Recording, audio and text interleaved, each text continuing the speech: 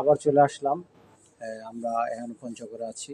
যেহেতু আপনারা জানেন আমরা সবসময় কাজ করে থাকি, যৌতুক বিরোধিতা কাজ করি। এখানে আমরা যৌতুক নিব না, দেবো না। আর আমরা আমাদের মূল উদ্দেশ্য হলো কি, আমাদের চ্যানেলের মালিক যে এখানে যারা কথা বলতে পারে না, তো আমাদের স্ক্রিনে তাদেরকে আমরা দেখাই তার মনের কথা, তার মনের কথাগুলি আমরা জানার চেষ্টা করি। সে কী ধরনের পাত্র চায়, কী ধরনের মেয়ে, তার যোগ্যতা কতটুকু, কী আসে বিষয়, সে জনগণের কাছে তুলে ধরে।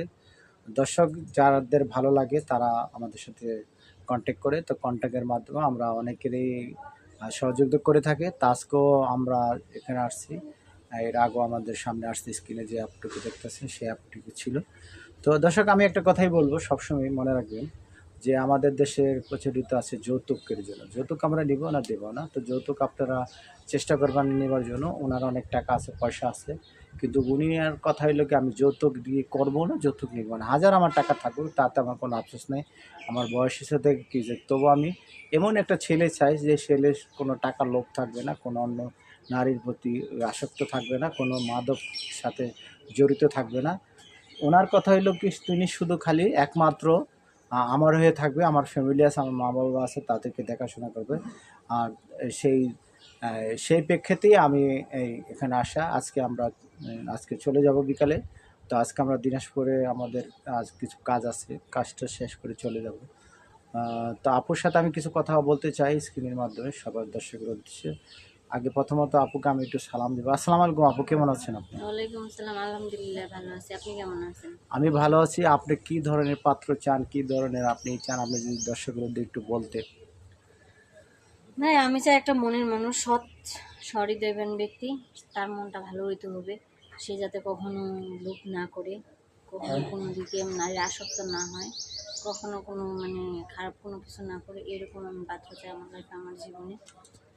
এরকম একটা ছেলে হইতে হবে যে নামাজি, পরেশগার, সৎ, বা এক কথায় সহৃদয়বান ব্যক্তি, সৎ হইতে হবে, একবারে পুরাপুরি সৎ হইতে হবে। এরকম ছেলে চাই যে তার আমার দায়িত্ব নিতে পারবে, আমার ফ্যামিলির দায়িত্ব নিতে পারবে, আমার সব কিছু দায়িত্ব নিতে পারবে।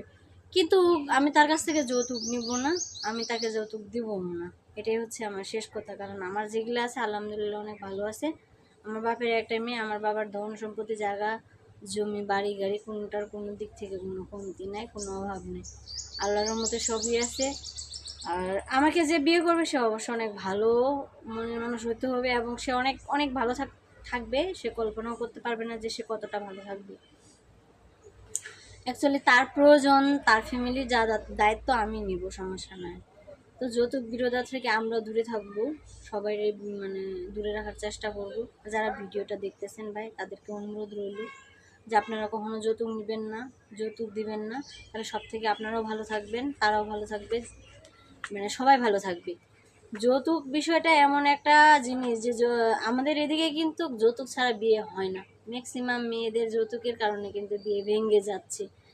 যে যৌতুক ডিমান্ড চাচ্ছে 5 লাখ, 10 লাখ, 8 লাখ, 7 লাখ, 6 লাখ, 3 লাখ, 4 লাখ, এরকম ডিমান্ডের নিচে তো পসিবল না বিয়ে করার জন্য। তা আসলে যারা এই ধরনের করতেছে, কারণ দেখেন ভাইয়া, একটা মেয়ে মানুষের, আপনারা যারা যেখান থেকে ভিডিওটা দেখতেছেন, একটা মেয়ে মানুষের অনেক কষ্ট, ঠিক আছে, যে ছোটবেলা থেকে বাবা মা মানুষ করে, বাবা মা মানুষ করার পরে মেয়েটাকে পরের ঘরে তুলে দেয়।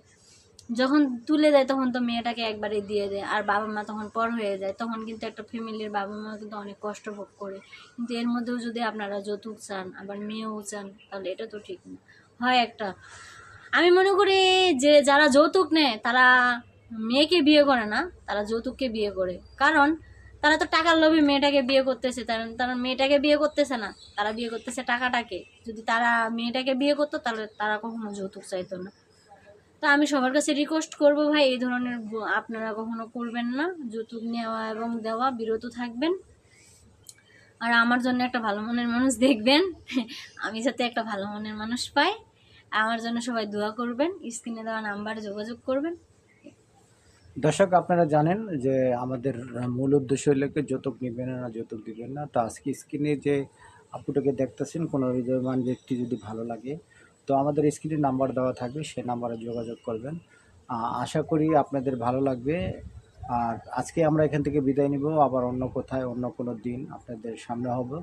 যেহেতু আপনারা জানেন আমরা বিভিন্ন সময় বিভিন্ন জায়গায় ভিডিও করে থাকি। তো আজকের জন্য এখানে বিদায় নিচ্ছি। আসসালামু আলাইকুম।